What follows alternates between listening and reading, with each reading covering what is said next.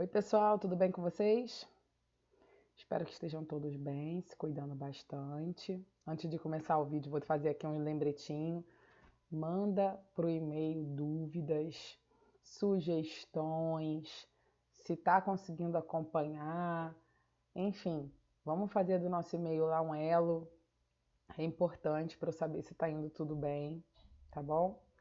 Então, trouxe aqui a segunda parte do capítulo 7. Eu resolvi dividir esse capítulo em dois para que os vídeos não ficassem muito longos, tá? É do primeiro ano. E nós vamos falar de formas de relevo do Brasil e do mundo. Primeiro a gente vai começar falando das formas de relevo do mundo, né? As que existem. Trouxe aqui um mapa que fala da América do Sul, mas na verdade eu consigo trazer essa ideia para o mundo inteiro. O que a gente tem de principais relevos? As montanhas, as planícies, os planaltos e as depressões. E aí a gente vai falar um pouquinho de cada um. As montanhas são originadas do encontro de placas tectônicas, do movimento dessas placas. Elas têm uma formação mais recente.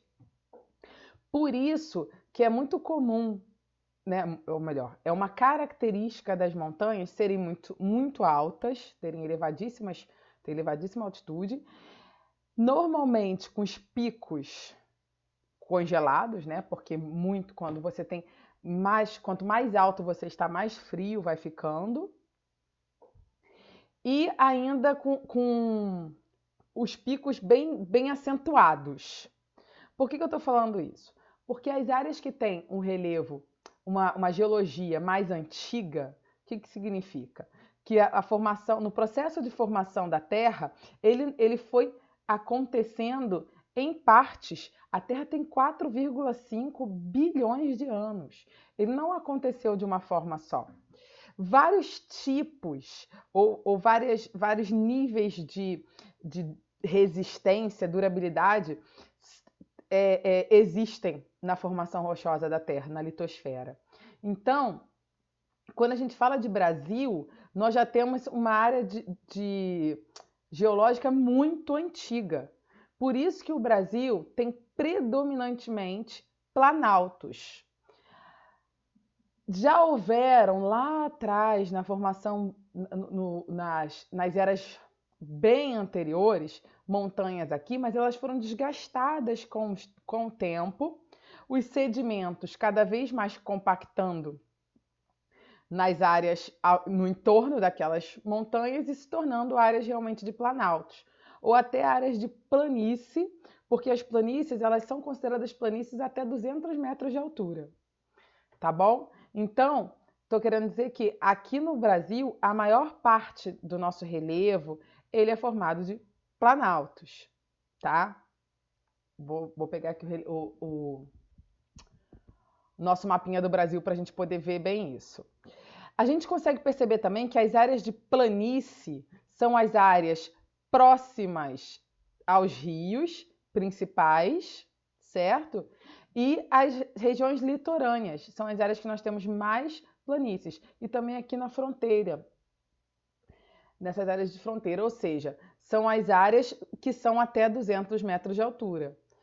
Os demais, a gente percebe uma grande quantidade de planaltos, e lembrando que por isso que a gente tem rios com uma capacidade de geração de energia hidrelétrica muito grande, porque são rios, né, com força, porque são rios de planalto.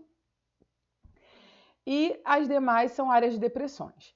As depressões elas também são divididas em depressões relativas e absolutas. As relativas são depressões que não são tão abaixo do nível do mar, são áreas mais baixas, porém de forma intermediária. Já as áreas mais profundas que nós não temos aqui também são as áreas de depressão absoluta. Por que não temos? Porque essas áreas foram sedimentadas.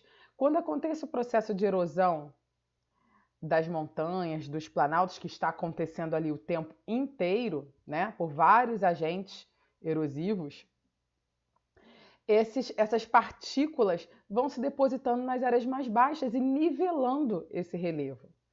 Então, justamente por isso que a gente tem um relevo menos acentuado aqui no Brasil.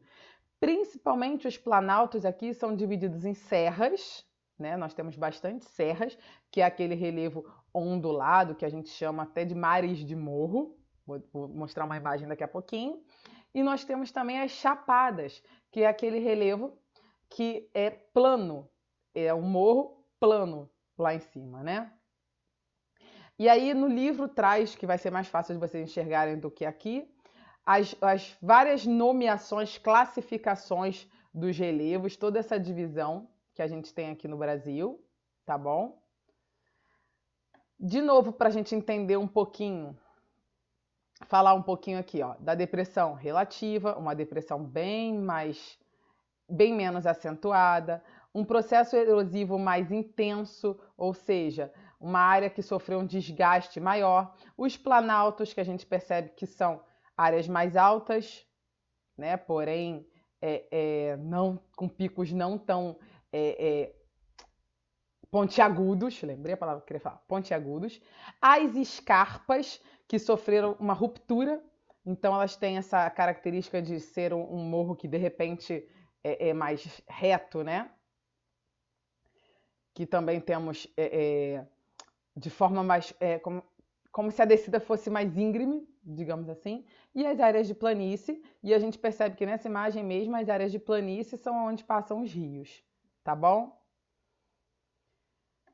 Trouxe aqui umas características principais das que eu já falei, planaltos acima de 200 metros, mais ou menos aplanado porque já foi desgastado, com predomínio de processos erosivos, ou seja, já aconteceu bastante erosão.